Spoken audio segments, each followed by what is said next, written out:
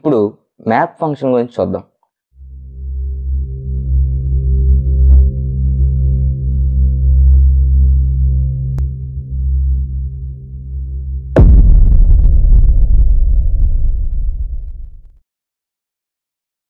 Map function అనేది రియాక్ట్లో బాగా use చేస్తాం.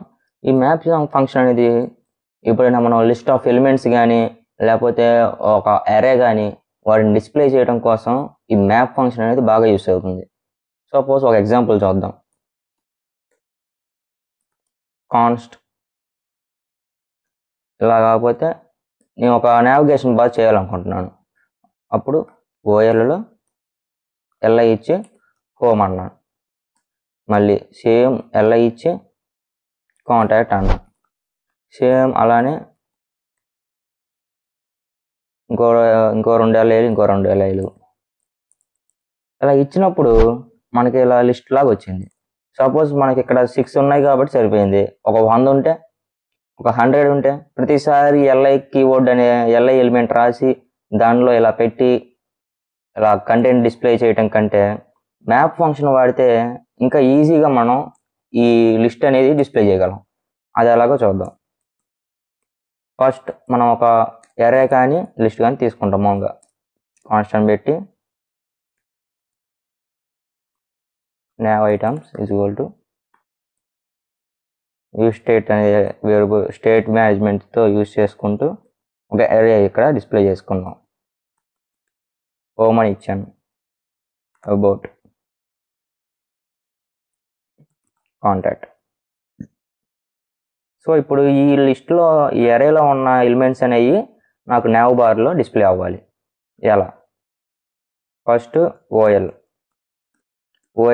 మనం ఏం కలిగాం. ఓఎల్లో ఉన్న లిస్ట్ ఐటమ్స్ని మనం డిస్ప్లే చేయాలి. సో ఇప్పుడు ఒక కర్లీ బ్రేస్ పెట్టి ఇక్కడ ఏదైతే వేరియబుల్ ఉందో nav ఐటమ్స్ అది టైప్ చేసి డాట్ మ్యాప్ పెట్టాలి. ఇప్పుడు దీంట్లో మామూలుగా మనం యూజ్ ఎఫెక్ట్కి ఎలా అయితే టెర్మినాలజీ రాస్తామో సేమ్ అలానే దీనికి కూడా ఇలా పెడతాం. సో ఇలా యూజ్ చేసిన తర్వాత ఏదైతే మనం రిటర్న్ చేస్తామో అది డిస్ప్లే అవుతుంది. అంటే ఇది ఒక మ్యాప్ ఫంక్షన్ అనేది ఈ ఈవెంట్ అనేది జరుగుతుంది. ఇక్కడ ఈవెంట్ ఉంది కదా, దీంట్లో మనం ఏదైతే రిటర్న్ చేస్తామో ఆ రిటర్న్ అయ్యే ఎలిమెంటే మనకి డిస్ప్లే అవుతుంది. మనకేం రిటర్న్ అవ్వాలి? ఎల్ఐ అనే ఐటెం రిటర్న్ అవ్వాలి. ఈ ఎల్ఐ అనే ఐటెంలో మనకేం రావాలి? ఈ ఎరేలో ఉన్న ఎలిమెంట్స్ అనేవి డిస్ప్లే అవ్వాలి. సో ఈ ఎరేలో ఉన్న ఎలిమెంట్స్ అనేవి ఇక్కడ ఐటమ్స్ అని ఒక ఐటెం అనేది ఇచ్చేసాను. ఈ ఐటెంలో ఇక్కడున్న ఎలిమెంట్స్ అనేవి వచ్చేస్తాయి. వచ్చిన తర్వాత మనం ఎప్పుడైతే ఇక్కడ రిటర్న్ పెట్టేసి ఐటమ్ అని ఇక్కడ డిస్ప్లే చేసామో ఎలిమెంట్ బై ఎలిమెంట్ ఇక్కడ మనకి ఎల్ఐలో రిటర్న్ అవుతూ ఉంటుంది. ఓకే, ఇక్కడ మనకి ఇలా ఎలిమెంట్ బై ఎలిమెంట్ రాకుండా కన్కాట్ ఎందుకు వస్తుందంటే మనం యూజ్ స్టేట్ వాడుతున్నాం. యూజ్ స్టేట్ వాడినప్పుడు ఖచ్చితంగా మనం ఆ స్టేట్కి దాని రెఫరెన్స్ కూడా ఖచ్చితంగా ఇవ్వాలి. సో సెట్ nav ఐటమ్స్ అదేనే కదా. సో ఖచ్చితంగా ఇక్కడ రెఫరెన్స్ అనేది మనం ఖచ్చితంగా ఇవ్వాలి. ఎప్పుడైతే యూజ్ స్టేట్ వాడతామో అప్పుడు ఖచ్చితంగా రెఫరెన్స్ ఇవ్వాలి. సో ఇక్కడ చూసినట్టయితే మనం ఓన్లీ ఒక ఎల్ఐని యూజ్ చేసుకొని మ్యాప్ ఫంక్షన్ ఇంక్లూడ్ చేసి దాని నుంచి లిస్ట్ ఆఫ్ ఐటమ్స్లో ఉన్న నావిగేషన్ బటన్స్ అన్నీ రిటర్న్ చేస్తాం. సో ఇక్కడ మనం 1, 2 కాకుండా ఎన్నైనా ఈజీగా పెట్టుకోవచ్చు.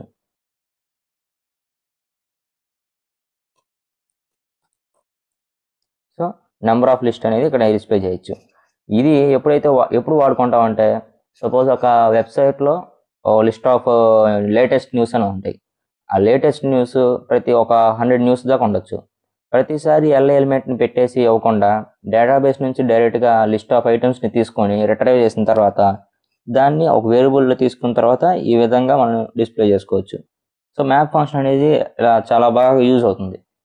ఇక్కడ మనం కీ అనే వేరియబుల్ చూసుకుంటే ఇది పెట్టకపోయినా కానీ వస్తుంది. ఇక్కడ కీ వేరియబుల్ లేకపోయినా కానీ మనకు డిస్ప్లే అవుతుంది. ఎందుకంటే ఇక్కడ మనం ఎరే తీసుకుంటాం, ఆబ్జెక్ట్ టైప్ తీసుకోవట్లా. ఎప్పుడైతే ఆబ్జెక్ట్ టైప్ తీసుకుంటామో దానికి ఒక కీ వాల్యూ అనే పేర్స్ ఉంటాయి. దీనికి అలా లేదు కాబట్టి మనం కీ తీసుకోకర్లా. ఒకసారి ఆబ్జెక్ట్ తీసుకుందాం. కీ వచ్చేసి ఒక ఐడి, దాని కరస్పాండింగ్ నేమ్ ఏదో ఒక నేమ్ ఇస్తున్నాను. సో ఇదొక టపుల్ లాగా అనుకోవచ్చు.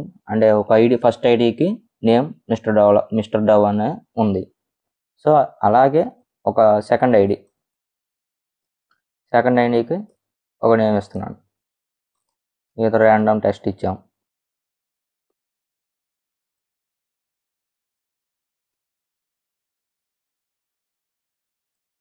సో 1 2 3 4 ఇలా ఇచ్చాం.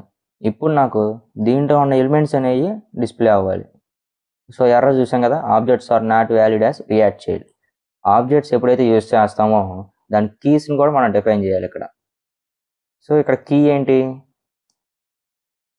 Key is equal to item dot ID అని ఇస్తా. అంటే ఫస్ట్ ఐడికి ఫస్ట్ నేమ్ డిస్ప్లే అవ్వాలి. సో అక్కడ ఏం కొట్టాలి? ఫస్ట్ ఐడి ఉన్నప్పుడు దాని నేమ్, అంతే కదా.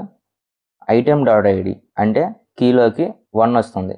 ఎప్పుడైతే ఈ ఐడి 1 ఉందో ఆ 1 ఉన్న లిస్ట్లోనే నేమ్ ఉంది, ఆ నేమ్ని మనం డిస్ప్లే చేయాలి. సో ఈ కీ అనేది ఇక్కడ ఐటమ్ డాట్ ఐడి ఇస్తేనే ఆ నేమ్ వస్తుంది. నెక్స్ట్ లిస్ట్కి వెళ్ళినప్పుడు 2 మారినప్పుడు ఆ 2కి నేమ్ ఏదైతే ఉందో అది వస్తుంది. సో ఇలా మ్యాప్ ఫంక్షన్ అనేది డేటాబేస్ నుంచి రిట్రైవ్ చేసినప్పుడు ఆ డేటాను డిస్ప్లే చేయడం కోసం చాలా ఎఫిషియెంట్గా యూజ్ చేసుకోవచ్చు.